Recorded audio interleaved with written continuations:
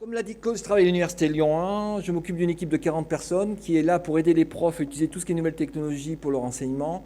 On a 3 grandes activités. Il y a 5 personnes qui construisent un système qui permet de diffuser les contenus et les cours et les activités en ligne, qui s'appelle Spiral. On fera une petite présentation tout à l'heure. Pour donner une petite idée, sur Spiral Lyon 1, c'est 120 000 personnes inscrites, c'est 20 000 étudiants au jour. C'est plus d'1 million de documents en ligne, c'est plus de 6000 blogs, etc., etc., etc. Donc c'est quelque chose qui commence à tourner. Et sur l'ensemble des plateformes qu'on héberge, dont quelques-uns qui sont parmi vous dans la salle, c'est au cumulé 300 000 utilisateurs sur la plateforme. Et on fait ça depuis à l'université depuis 2002. Et pour donner une idée, il y a 5 développeurs dessus. Sur les 5 développeurs, il y a 3 fonctionnaires. Et les autres, c'est des contractuels. Donc c'est quelque chose d'assez périn dans l'université, qu'on fait depuis, c'est quelque chose d'assez essentiel dans notre université. Voilà, et 25 personnes qui créent des contenus, animation, simulation, 3D, on vous en présentera un petit bout de tout à l'heure avec Patrice après moi, et 5 personnes qui aident les profs à utiliser tout ce bazar, parce que c'est une mutation, c'est un changement. Tous les profs n'ont pas la culture numérique, tous les profs ne savent pas ce que c'est que Twitter, tous les profs ne connaissent pas Slicer, certains ne mettent jamais les pieds sur YouTube, donc on parle de loin, etc., etc. Et donc on aide les profs à faire ça, puis on fait un peu de recherche aussi, mais bon, autour de l'utilisation de tout ça. Donc pour faire simple, il marche ton bazar là ? Aujourd'hui, on est dans le numérique. Une petite anecdote là, sur cette photo. 80% des bébés qui naissent en France aujourd'hui ont leur photo sur Facebook. 80% des enfants qui naissent aujourd'hui ont leur photo sur Facebook. Donc on est vraiment déjà tout de suite dans le numérique. On grandit dans le numérique. On vit dans le numérique. Vous voyez comme c'est sympathique de prendre un café avec les amis. On discute. Moi, je fais partie de ces gens. Dès qu'on va bouffer un truc, on le prend en photo, on le met sur son Facebook. J'assume. Quand on va au musée, on a plein d'informations complémentaires sur les œuvres. On discute autour de verres. On fait des journées sympas à la plage. Il y a 10-15 jours, j'étais en Corée du Sud. Et là, c'est hallucinant. J'ai jamais vu un peuple comme ça. Enfin, un niveau de techno à ce niveau-là, même aux États-Unis, ils n'ont pas ça.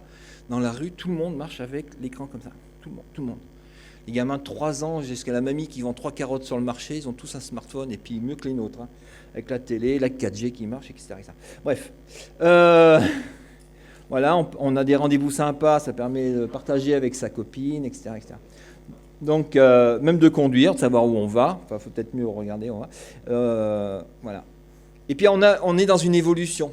Alors ça, c'est la photo du pape en 2005, l'élection du pape. Qu'est-ce qui a changé entre les deux photos ?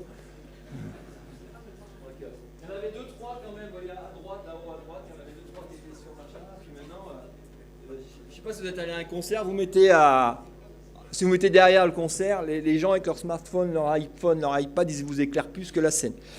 Bref. Le pape tweet aussi, ouais. Il fait des bulles tweetées, ouais. Donc c'est vraiment quelque chose qui, partout, tout le temps, c'est quelque chose qui commence à être ancré dans nos trucs. Alors qu'est-ce qu'on fait ? Alors moi j'ai mis on prend le rebond, c'est tout ce qui est formateur, tout l'université comme les gens dans le domaine de la formation. Est-ce qu'on regarde ça ou est-ce qu'on se met dedans ? En sachant que le monde de la formation est un des mondes qui évolue le moins rapidement possible. Il y a plein de recherches qui expliquent pourquoi ça évolue pas. Vous avez le temps, on en discutera au Barcamp.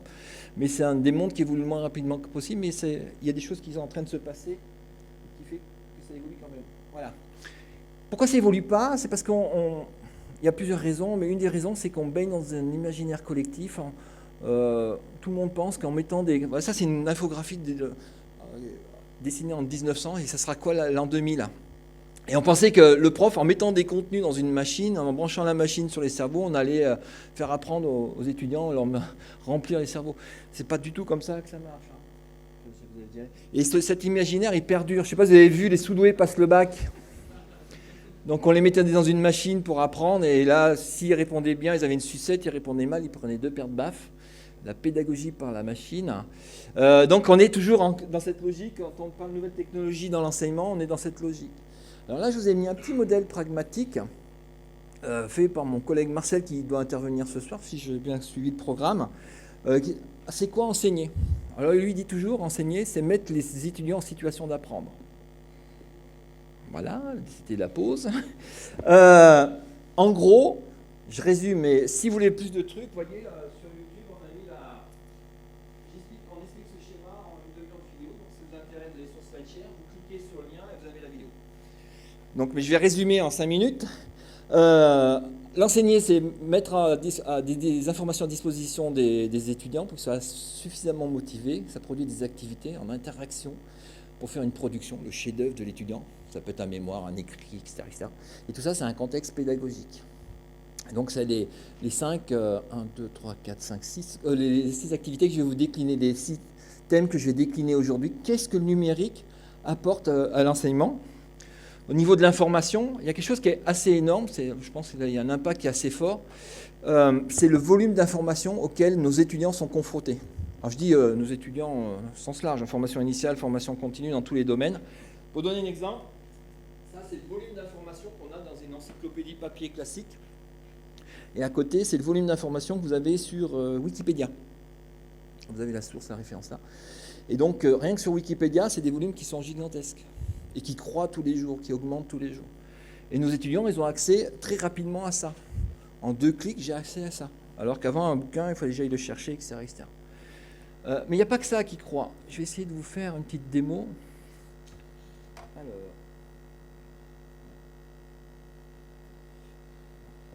Hop. Caricmer, voilà, j'ai cliqué.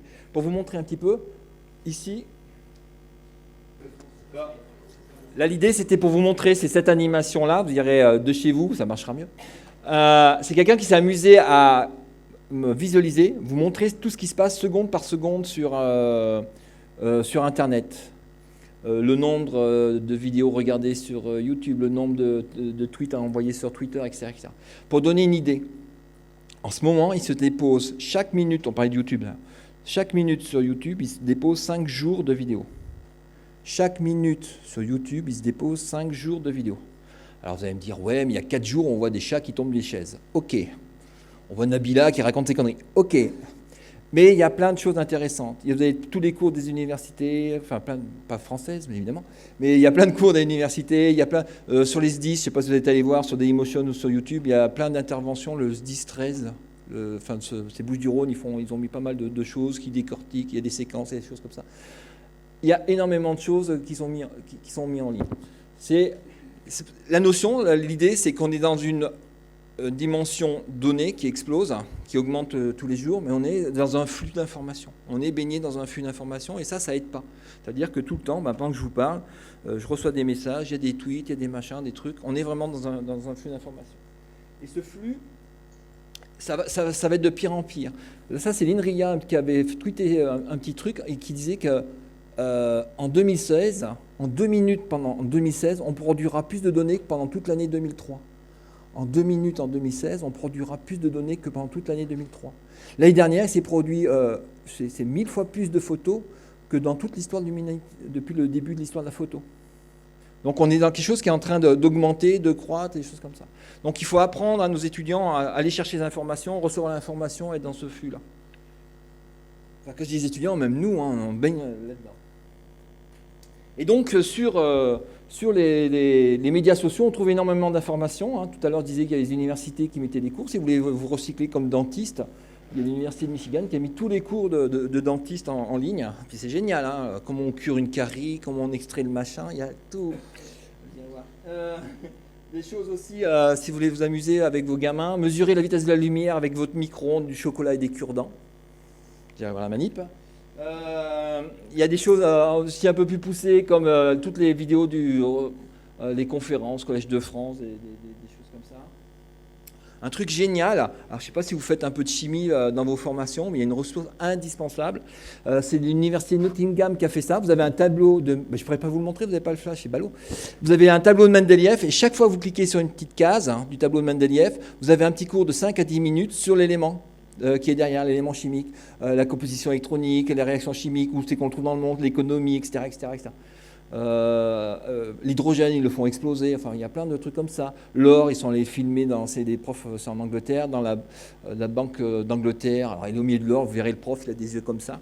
C'est assez génial, mais ça donne des sources documentaires, même si c'est en anglais, pour appâter les étudiants, pour leur donner envie, ou pour même des ressources pour aller chercher, tirer de l'information.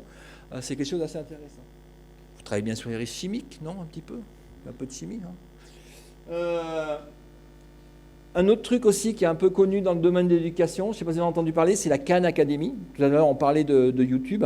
C'est un prof qui s'amuse à écrire des... Il a un gros iPad, hein, c'est des tablettes Wacom, à écrire des équations, puis il explique ces équations qu'il écrit sur les tablettes Wacom. Il en fait un petit film de 5 à 10 minutes et il met sur YouTube. Il en a 3-4 000 hein, qui sont classés finance, industrie, enfin équations physiques, biologiques, etc., etc. Il a mis ça sur YouTube, il y a 3-4 000 vidéos. Il a dépassé les 200 millions de vues sur sa chaîne YouTube. Alors pour anecdote, il y a M. YouTube, il dit, ben, ça c'est très américain, c'était fin 2012, il dit, vous êtes un bienfaiteur de l'humanité, c'est du côté américain. Ils lui ont fait un chèque de 10 millions de dollars en disant, merci d'avoir fait ça. Puis quelques temps après, ils sont revenus le voir, on lui a redonné un chèque de 10 millions de dollars pour faire une fondation en disant, ben, maintenant vous allez trouver d'autres gens qui vont faire comme vous, mais dans tous les domaines. Donc le programme s'appelle YouTube Guru Edu, G-U-R-U-E-D-U. Et ils sont en train de monter des cours en histoire, en physique, en chimie, en biologie, tout ça. L'idée, c'est de faire des cours comme ça, sur petites séquences vidéo de quelques minutes qui seront diffusées sur Internet. Et là, c'est pareil. Si vous cherchez un petit peu, il y en a en français, il y en a il y a plein de profs de lycée ou d'associations de profs qui commencent à faire des choses comme ça, à tout niveau, hein, de la primaire, même maternelle, vous verrez des exercices, des choses comme ça. Apprendre les mots, apprendre à parler. J'ai trouvé des cours pour les enfants de maternelle, jusque dans les universités. Et en formation continue. Donc là, par exemple, ça c'est Rémi Bachelet qui fait un cours de gestion de projet. Vous avez sur ce cours-là, et puis c'est 900 000 vues quand j'avais fait la capture d'écran, mais maintenant je crois qu'il a 2 millions de vues. Donc vous avez des petites séquences comme ça, vous pouvez apprendre les cours de mind mapping, gestion de projet, les outils, c'est quoi la gestion de projet, les différents systèmes de gestion de projet. Alors pour vous, formateurs, c'est un contenu qui peut venir soit comme prétexte pour lancer un cours, soit comme contenu de cours auquel vous donnez à vos étudiants, vous travaillez après avec, ou avant, ou demandez aux étudiants. Vous avez des chaînes aussi, par exemple l'AFPA, qui a fait toute une chaîne qui est assez conséquente, bien documentée, sur tous les métiers auxquels ils forment. Ça donne des idées. Alors, comment on scénarise ça? Vous irez voir le lien. Ça, c'est Annick Carter. Donc, elle fait des petites vidéos. Ça, c'est en école primaire. C'est au Québec, dans le New Brunswick. Bien, elle a un accent à couper au couteau. Elle fait ce qu'on appelle la pédagogie inversée. C'est-à-dire, elle demande à ses étudiants... c'est quoi la pédagogie inversée? C'est au lieu de faire le transmissif, de faire l'enseignement en présentiel, elle fait l'apprentissage en présentiel et elle fait l'enseignement à distance. C'est-à-dire qu'elle demande à ses élèves d'aller voir les vidéos le soir chez eux au lieu de faire les devoirs. Ils doivent regarder des vidéos et le lendemain en classe, ils parlent des vidéos. Donc elle a fait toute une petite série de vidéos qu'elle a mis en ligne. Et je vous invite à aller voir celle-là, il y a le lien dessous là, où elle explique aux parents c'est quoi la pédagogie inversée. Comment je mets en scène, pourquoi je fais ceci, qu'est-ce que j'attends comme travail, d'action des parents, comment sensibiliser les parents à ça. Et je pense que c'est un bon exemple très basique pour expliquer comment mettre en place la pédagogie inversée. Et vous irez voir sa chaîne, il y a tout plein d'exemples de choses intéressantes, comment mettre ça en place. Alors vous avez plein de communautés d'enseignants qui s'organisent. Ça, c'est des profs de Californie. Qui utilisent aussi des nouvelles technologies pour enseigner dans les élèves, des tout petits jusqu'à, je dirais, 5e, avec plein d'exercices sur l'écriture, le partage, la communication, les échanges, etc., avec plein de scénarios autour du mind mapping, les visioconférences, etc., etc. Et puis tout est décrit sur des fiches pédagogiques. Alors par contre, ça, c'est tout en anglais, mais c'est des choses assez intéressantes. Autre chose qui est vraiment bien pour les pédagogues, c'est ce site-là. Tout à l'heure, on parlait de YouTube, donc on trouve plein de vidéos de tout venant. Et vous avez un serveur vidéo spécialisé qui est TeacherTube, où là, c'est que les profs qui viennent déposer des cours ou des activités qu'ils ont filmées ou des productions faites par leurs étudiants. Ça, c'est vachement bien. Alors par contre, c'est très lycée américain, la majorité. Ça donne plein d'idées, plein d'exemples de scénarios pédagogiques, d'illustrations, de choses comme ça. Et pareil, c'est classé par niveau, par thème.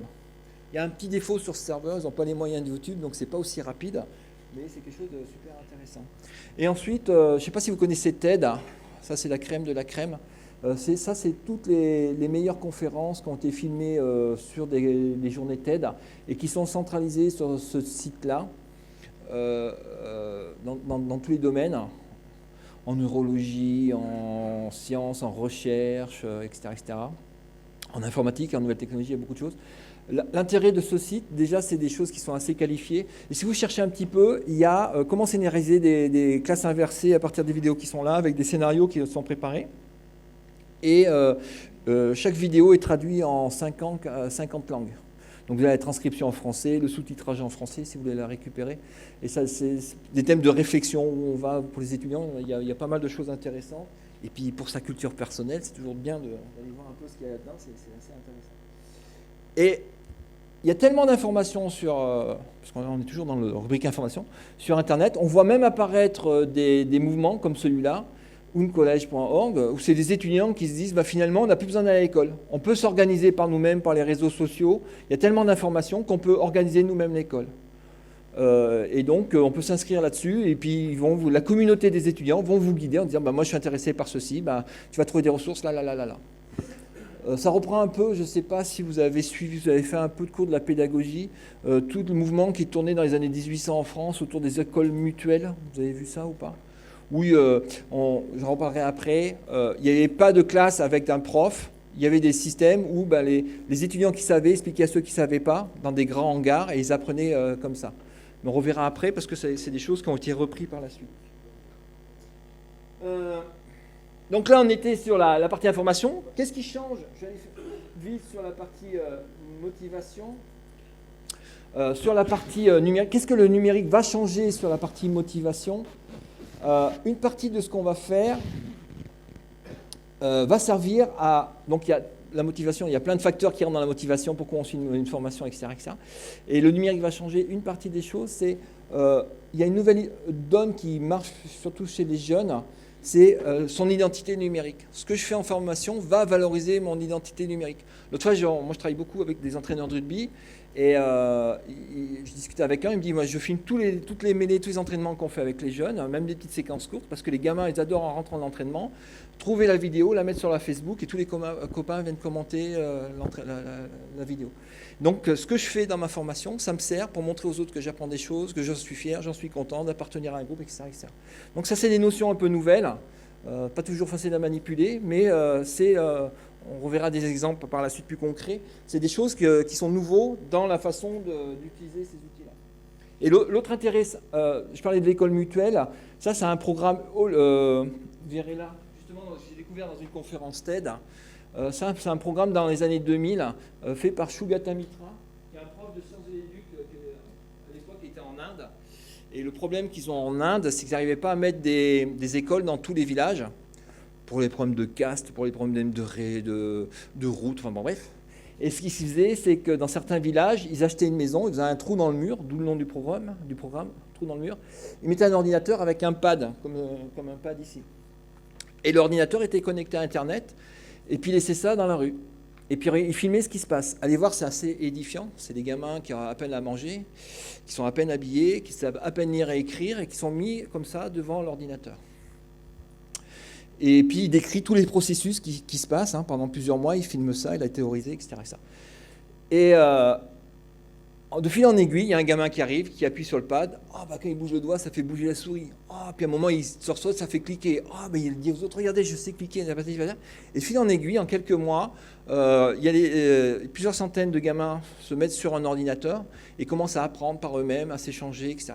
Et ils montrent comment les enfants, sans être guidés, sans être aidés, apprennent dans le groupe, comment le savoir se répartit dans le groupe et comment ils apprennent l'anglais, comment ils apprennent, ils contactent des mamies par Skype pour leur apprendre des mots, des choses comme ça, etc. etc. Donc c'est assez marrant, c'est assez intéressant d'aller voir justement comment ça se fait dans le groupe, comment l'information se diffuse. Et là, il y a une conférence où il détaille beaucoup plus longuement. Une des conclusions, c'est que les systèmes, les jeunes sont intéressés par ces nouvelles interfaces et que ces interfaces ont suffisamment d'affordance, une facilité à se faire comprendre par elles-mêmes, on va dire, pour qu'ils y aillent tout seuls, se débrouillent et trouvent par eux-mêmes. Donc là, on retrouve un peu ce qui se passait dans les écoles mutuelles, l'apprentissage par réseau, l'apprentissage par les pairs, les échanges au sein d'un groupe d'apprenants. Donc là, ça, c'est quelque chose d'assez motivant. Et ce qu'on voit aussi, c'est de nouvelles activités. On peut faire énormément d'activités avec ces nouvelles technologies. Pour faire simple, il y a plein de sites où on résume ça. Vous irez voir les liens en cliquant dessus. Et si vous voulez commencer par une activité, vous irez voir, comment il s'appelle, François Jourde, qui est un prof de philosophie.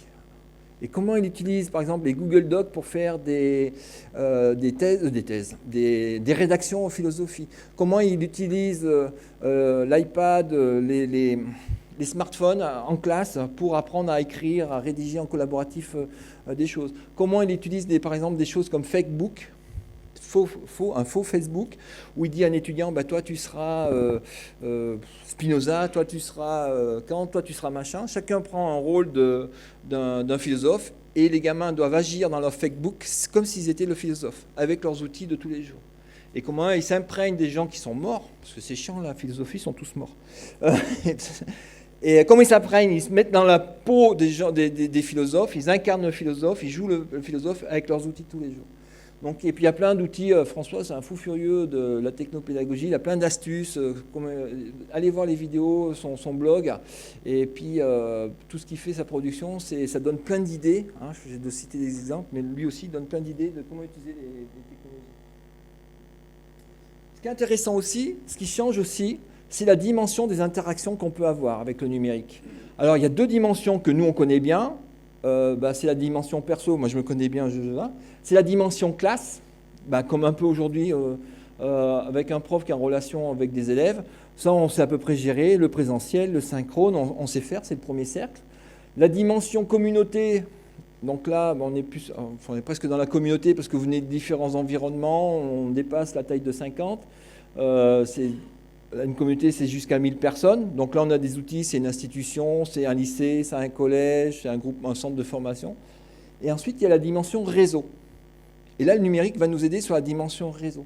Parce que c'est une dimension qui est complètement autre. Dans un réseau, Patrice montrera des exemples. Dans un réseau, c'est complètement hétérogène. On sort de la classe, on sort de la communauté. On est sur Internet, on affiche des productions. Et là, il peut y avoir aussi bien quelqu'un de Lyon, dans la tranche d'âge, que quelqu'un qui vient, une grand-mère qui est en Californie, qui est intéressée par ce qu'on dit et qui va interagir avec nous. Et là, on n'est plus du tout dans la même dimension, le volume d'interaction est plus du tout le même. Et les outils qu'on maîtrisait bien, c'est-à-dire parler, le tableau noir, et puis je te donne une information, un polycope, ça c'est plus adapté à cette dimension-là. Et il y a un vrai intérêt pédagogique à avoir une dimension réseau et à travailler en réseau. On va vous montrer des exemples. Je vous fais 2 secondes un peu de théorie. J'ai repris un petit truc bien propre que j'ai trouvé sur YouTube de Stephen Downes, qui est quelqu'un qui théorise justement sur comment les étudiants se construisent des réseaux de savoir. Pour la petite information, cette théorie-là s'appelle le connectivisme. Donc c'est quelqu'un qui travaille autour de cette théorie-là. Et il dit voilà, quand on est dans un groupe, donc j'ai pris les 2 extrêmes de mes cercles, quand on est dans un groupe, c'est quelque chose qui est unitaire. C'est une unité de temps, une unité de lieu, une unité sociale, etc. etc. Vous faites un groupe dans une classe, vous mettez 3 personnes, vous les définissez, et c'est quelque chose qui est coordonné. Tout de suite, il y a un leader qui va se mettre, il y en a un qui dit moi je vais faire ça, c'est organisé, c'est coordonné. C'est quelque chose qui est fermé. D'ailleurs, quand vous faites vous-même des activités de groupe, dites toi tu vas faire ça, là, et bien ensuite pour évaluer le groupe, c'est vachement compliqué. Parce qu'on n'est pas derrière, on ne voit pas qui a fait quoi, qui a participé à apporter ceci, c'est très difficile de toujours évaluer des activités de groupe. Etc., etc. Puis on utilise certains outils qu'entre nous, assez simples, le mail, l'ordinateur, un écran, etc. Quand on est sur le réseau, c'est complètement différent. Là, on est vraiment dans la diversité. Je parlais de la grand-mère qui est en Californie qui va intervenir. C'est quelque chose de complètement autonome. Je vous ai montré, j'ai mis des choses sur SlideShare. Je vous ai montré un qui est, je sais pas, il y a 1000 ou 2000 vues en 5 jours. Des fois, je mets des choses, des conférences, je trouve super intéressant. Il n'y a personne qui va voir dessus. Des fois, je mets des conférences, des choses sur SlideShare. En 1 heure, j'ai 10 mails en me disant « Ouais, c'est bien, tu aurais dû faire ceci ». C'est quelque chose que je ne maîtrise pas. Je mets dans la communauté, je mets sur le réseau, ça a une visibilité ou pas. Il y a des interactions ou pas. Donc, ce n'est pas quelque chose que moi je vais maîtriser, ce n'est pas quelque chose que moi je vais scénariser. Il va se passer ou pas quelque chose. Et c'est cette dimension-là qui est un peu compliquée pour les pédagogues. On aime bien tout cadenasser, tout scénariser à la minute près. Quand je vais mettre quelque chose sur les réseaux, c'est ouvert. Ça va marcher ou ça ne va pas marcher, il y aura ou pas interaction. Cette dimension-là, elle est un peu nouvelle, mais elle peut apporter beaucoup de choses. Quand je fais une conférence, Je mets mon SlideShare, ma présentation sur SlideShare avant de faire la conférence. Quand je suis bien organisé, c'est quelques semaines avant. Quand je suis mal organisé, c'est juste avant. Mais et l'idée, c'est que les gens vont voir, ça les intéresse ou pas. Et puis, il y en a qui me font des retours. Ah, ben moi, j'aurais pas fait ceci. Ah, moi, j'aurais fait... Et puis là, tu as fait une faute d'orthographe. Ah, puis moi, j'aurais mis plutôt ce truc. Et puis moi, j'aurais cité ceci, ça. Et donc, ça vient compléter mon propos avant de vous le délivrer. Et donc, j'ai un niveau d'interaction qui est assez intéressant comme ça. Mais je dis ça sur SlideShare, j'ai la même chose sur les vidéos YouTube, sur d'autres outils qu'on utilise, quand je le mets sur le réseau. C'est quelque chose qui est ouvert. Pour que j'ai des interactions, il faut qu'un maximum de gens puissent aller le voir, puissent le voir, etc. etc. Donc, c'est vraiment dans cette ouverture. Donc, ça, c'est les deux extrêmes, mais avec le numérique, on peut maintenant gérer cette dimension-là.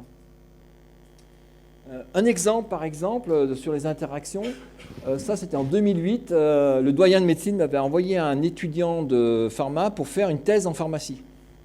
Et en me disant, oh là là, celui-là, il ne trouve pas de sujet de thèse, ça va être compliqué, puis il va falloir que tu me cadres parce que il va falloir le motiver parce que ça ne l'intéresse plus, il va arrêter ses études, il faut vraiment le remotiver parce que s'il n'a pas sa thèse, il n'aura pas son diplôme de pharmacien. On discute, je discute un peu avec lui, une petite heure. Il voulait faire quelque chose sur les nouvelles technologies, l'informatique, patati. On discute, et puis on dit, bah, tiens, pourquoi tu ne ferais pas ta thèse sur comment les profs de ta faculté de pharmacie à Lyon utilisent la plateforme Spiral? Ah ouais, ça m'intéresse, patati. Bon. Et je dis, ben, toutes les semaines, comme on va travailler à distance, tu vas m'envoyer un mail en me disant ta synthèse, tous les vendredis soirs, il faut que tu m'envoies une synthèse de ce que tu as fait, de ce que tu as avancé, de ce que tu as vu, là où tu veux faire. OK. Donc, première semaine, j'ai un mail. Deuxième semaine, il m'envoie un mail en me disant c'est pas facile de vous envoyer des mails parce que je travaille en officine, donc je ne peux pas programmer mon SMTP, je vais vous envoyer le mail par Facebook. Je dis bah écoute, ouais, pas de problème, on se met amis sur Facebook, tu m'envoies le mail sur Facebook. Alors, je ne sais pas si vous avez des comptes Facebook. Vous avez des comptes Facebook? Un petit peu. Le nombre de caractères est limité dans la messagerie Facebook. Donc c'est limité à 500 ou un truc comme ça. On me dit, je ne peux pas vous envoyer une mail, c'est trop long, je vais vous faire une note. Ça existe encore, ouais, ça existe encore un peu, mais ce n'est pas bien visible. C'est une page qui sera publiée à côté de son profil Facebook. Je dis, écoute, fais-moi des notes. Donc il commence à publier ses notes. Et dès la première note, il y a quelqu'un qui a commenté, fait, bah tiens, toi tu bosses. Donc ce n'était pas adressé à moi, c'était adressé à lui, mais je pouvais voir les notes. Et ça a commencé comme ça. Donc toutes les semaines, je lui ai demandé de publier les notes. Et donc ça durait plusieurs mois, donc plusieurs semaines. Et puis quand il n'était pas à l'heure, quand il ne rendait pas son rapport, c'était le vendredi 20h ou 19h, je ne me rappelle plus, il se faisait engueuler par les copains. J'ai plus besoin de le faire. Dis donc, t'es pas en train, regarde, merde, ma patiente, et des choses comme ça. Mais c'était jamais j'étais interpellé par sa communauté à lui, mais c'était toujours tourné vers lui. Et donc il a commencé à se mettre en photo, à illustrer ses notes. Là, il fait le ménage dans ses notes, il parle d'open source, etc. Quand il dit dans son statut, je vais aller travailler demain matin à la bibliothèque, donc les étudiants de la faculté savaient qu'il allait à la bibliothèque, ils venaient se faire prendre en photo avec lui pour l'encourager à travailler sur sa thèse, pour que lui se prenne en photo et publie la photo des gens qui venaient l'encourager dans les notes. Vous voyez le truc ? Un jeu comme ça qui s'est mis en place et donc avec des photos, des choses comme ça. Et le jour de sa soutenance de thèse, il a écrit une page ici. Il y avait plus de 200 personnes citées dans les remerciements en disant ma communauté, vous m'avez aidé à bosser. Et il explique comment il faisait des notes. Il les envoyait à son ancienne copine qui était partie à Paris, qui corrigeait les fautes d'orthographe, machin qui lui faisait ceci, l'autre qui lui amenait à boire, l'autre qui allait chercher le café, etc., etc. Mais il y a eu tout un mouvement autour de cette thèse qui s'est fait. Et ce qui était sympa, c'est que le jour de la soutenance, une grande partie des gens sont venus à la soutenance. Je ne sais pas si vous avez déjà fait des jurys de thèse, pharmacie. Donc, on est le jury comme ça. Donc, il y a le petit jeune qui passe sa thèse. Je ne sais pas si on a déjà fait. Il y a la maman qui pleure parce que le petit va quitter la maison. Le papa qui est super content, enfin, il va se débarrasser. La grand-tante qui est trop fière de son fils qui est enfin pharmacien, etc. Et voilà. Et c'est tout. Et là, on s'est retrouvé avec 200 personnes dans l'amphi, avec une super ambiance, etc., etc. Les gens sont tous venus me voir à la fin du truc en me félicitant. Tout le monde me connaissait, moi je connaissais personne. Et c'était assez amusant. Mais il y a eu un vrai mouvement communautaire pour aider cet étudiant à faire sa thèse, à le motiver, à le chouchouter, à l'aider de temps en temps, pas forcément sur le contenu, mais plus sur la forme, sur les comme ça. Et du coup, il a eu le prix de la meilleure thèse, il m'a fait un pavé de 300 pages cette année-là. Mais donc, il y a eu un vrai impact de la communauté sur cet étudiant. Et moi, ça me permettait de voir un peu ce qui se passait. Au niveau de la production, on peut avoir des choses aussi super intéressantes. Vous irez voir sur Facebook, vous tapez facebook.com/microbiologie. Un jour, je suis tombé là-dessus. Ça, c'est un étudiant qui est passionné, qui était à l'université Lyon 1, qui est passionné par la microbiologie, qui avait ouvert une page sur la microbiologie. Et il a commencé à mettre la production de microbiologie en ligne sur Facebook. Et vous voyez, je crois qu'il a plus de 46 000 fans aujourd'hui. Il n'y a aucune page scientifique en France qui a plus de fans que lui. Voilà. Même celle du ministère, où ils ont mis plein d'argent. Enfin bref. Donc je suis allé discuter avec cet étudiant. J'ai dit, mais pourquoi tu as fait ça? Comment tu as commencé, etc. Donc la vidéo en ligne. Ce qui est intéressant, c'est ça. Vous voyez, ça c'est le nombre de fans, de visites qu'il a eu. Et vous voyez, c'est des paliers. Et je dis, c'est quoi le premier palier que tu as eu novembre, je ne sais plus quelle année, 2010? Ouais, novembre. Mai 2010. C'était quoi qui a fait que ça a démarré? J'en sais rien. Mais la première chose, pourquoi j'ai démarré cette page Facebook, c'est quand j'ai passé ma soutenance à l'IUT, il y en a 2-3 là dans la salle, j'ai vu, oui je me dépêche. Quand j'ai passé ma soutenance à l'IUT, le prof à la fin de ma soutenance, il a pris mon mémoire, il l'a mis dans un placard. J'ai regardé mon mémoire dans le placard, j'ai dit merde, j'ai pas bossé pour rien, je vais le mettre sur Facebook pour qu'un maximum de gens le voient. Ouais, je reviens sur ce que je vous ai dit tout à l'heure. J'ai travaillé, je montre aux gens, à ma communauté que j'ai travaillé, je montre à mon réseau social que j'ai travaillé. Je valorise mon identité numérique. Je l'ai mis sur un, il ne s'est rien passé pendant un certain temps, puis du jour au lendemain, il y a quelqu'un qui a dû le trouver, qui a dû le retweeter, le partager sur Facebook, et en quelques temps, il a pris presque 2000 fans. En moins d'une semaine, il a pris 2000 fans. C'est là où je reviens, on ne maîtrise pas ce qui se passe sur le réseau social. Et puis, ça a intéressé les gens, donc du coup, moi, ça m'a motivé, j'ai mis plein d'informations. Je ne sais plus, en novembre, décembre 2010, il y a eu un coup avec Escherichia coli, enfin les bactéries dans les steaks ou un truc comme ça, je ne me rappelle plus quoi. Il avait fait un dossier, paf, c'est reparti, etc. Aujourd'hui, il a 46 000 fans. Il a arrêté de faire ses études à l'université parce que ça n'allait pas assez vite. Et il s'est reconverti dans le community management scientifique, parce qu'il a déjà une maîtrise de... Et donc, il fait consultant pour les boîtes de microbio, Biomérieux, etc. Dans ce domaine-là. Donc, et puis il explique ça. Alors, je vais aller un peu plus vite. Sur les productions, là, c'était pour montrer, vous irez voir sur le slide des vidéos. Je ne peux pas vous les montrer. Là, ça, par exemple, c'est François Jourde qui récupère des vidéos sur YouTube. C'est une bande-annonce d'un film de Bollywood. Et il demande à ses étudiants de faire un sous-titre comme si cet acteur-là, sous-titrer cet acteur comme si c'était Spinoza. Et ici, comme si c'était Karl Marx. Donc, avec le même contenu, je vous donne les activités. Vous irez voir, c'est génial. Donc il fait sous-titrer les vidéos. Un acteur, c'est toujours le même film, le même contenu visuel, mais les sous-titres, c'est pas les mêmes. Un grand moment de culture philosophique. Et ce qui change aussi, c'est les contextes. On peut scénariser des choses. Ça, c'est un prof, un jour, il est rentré dans mon bureau, on dit « J'aimerais que tu demandais à mes étudiants de mesurer la Terre sur Facebook. » Je dis « Pardon ?» Et il dit, 300 ans avant Jésus-Christ, Eratosthène, mathématicien grec, avait déterminé avec 5% d'erreur le diamètre de la Terre, je vous la fais simple, en mesurant l'ombre d'un bâton, en remontant le Nil. Ok, je vais demander à mes étudiants de trouver des copains sur Facebook. Donc, s'ils sont sur Lyon, de Lyon, sur le même méridien, c'est Louvain-la-Neuve, je ne sais plus quoi en Hollande, je sais plus, Bergen en Norvège et Sétif en Algérie. D'aller trouver des collègues étudiants et de faire des mesures d'un bâton, de reporter les mesures sur Facebook et d'interpréter les mesures. Donc on a fait un groupe sur Facebook. Et donc les étudiants, c'est assez simple maintenant, avec des trucs comme ça, vous avez le GPS, vous avez la photo, vous avez le film. Ils peuvent faire la manip, se filmer, se prendre en photo, reporter ça dans le groupe, reporter les mesures qu'ils ont fait, les résultats, et ensuite mettre ça sur un... Donc il y a plein de manips, mettre ça sur un graphique et montrer « Ah bah merde, ça ne marche pas ». Pourquoi ça ne marche pas? Retourner à la photo, retourner à la vidéo, faire tout un travail scientifique, d'analyse, de mesure, de critique. autour d'une activité qui est assez simple. Et il dit, voilà, quelque chose qu'avant qu'on expliquait en amphi, ça les endormait. On a déporté l'activité sur Internet, ils prennent 15 jours, 3 semaines, et c'est quelque chose qui est devenu vivant, qui pose plein de questions sur l'analyse critique, sur l'observation, et donc vraiment le cœur du truc scientifique. Et donc chaque année, il refait cette manip avec de plus en plus de gens qui participent à ça. Ce qui évolue aussi, c'est qu'avec le numérique, on voit des choses nouvelles qui étaient compliquées à mettre en œuvre dans les formations. Je parle de la simulation, on arrive de plus en plus à maîtriser. Je ne sais pas si vous avez déjà vu des robots comme ça, c'est des robots d'urgence, où on peut programmer, là c'est en médecine d'urgence, on peut programmer les robots, leur faire des AVC, des arrêts respiratoires particuliers. Et donc on peut scénariser tout plein de choses autour de ça. Donc en amont, on fait de la formation avec de la 3D sur les protocoles en amphithéâtre en transmissif. Ensuite, on les met en serious game sur la 2e et 3e année de médecine. Et ensuite, à partir de la 3e année, on les met dans un centre de simulation, les étudiants, avec des pédagogies qui sont spécifiques. Et donc, on a tout un tas de nouveaux contextes qui sont en train d'apparaître.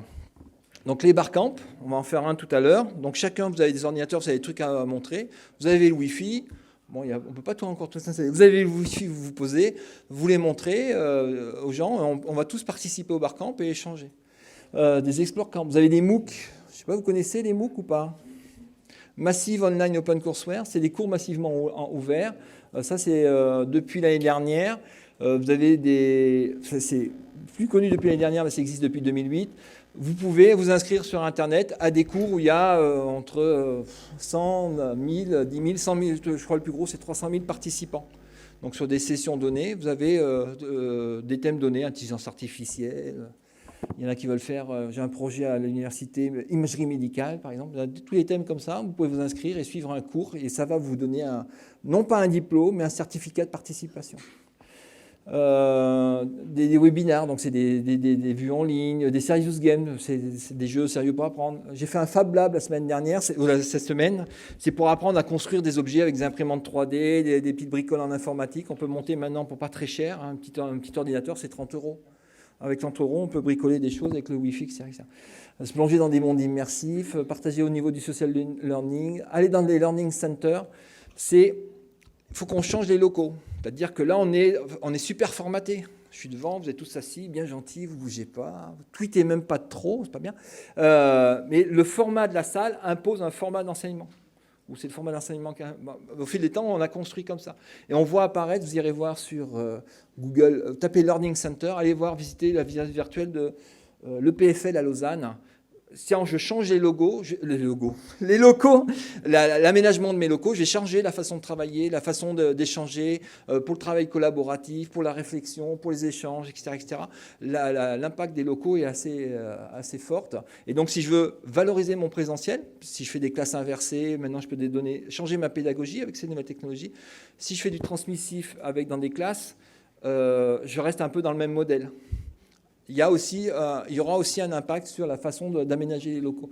Et ce qui change aussi, c'est beaucoup adapter des séquences à des petits trucs comme ça. Mobile learning, pour mettre des petites séquences plus courtes de rappel ou d'accéder à des savoirs. On va laisser 5 minutes. Si vous avez des questions, je fais circuler le micro. Avez-vous des questions à poser à Christophe Battier? Oui, donc j'ai une question au sujet alors pas des simulateurs, ça c'est un autre domaine. Par contre, sur la pédagogie plus classique, on voit que ça part dans tous les sens, que c'est de plus en plus vaste en termes de domaine, parce que là c'est pas 360 degrés, c'est 500 bientôt là. Jusqu'où ça va aller, et derrière ça, quels sont les standards qui peuvent se dégager pour modifier l'enseignement universitaire classique à court ou moyen terme? Alors, à court terme, je viens de parler d'un format MOOC.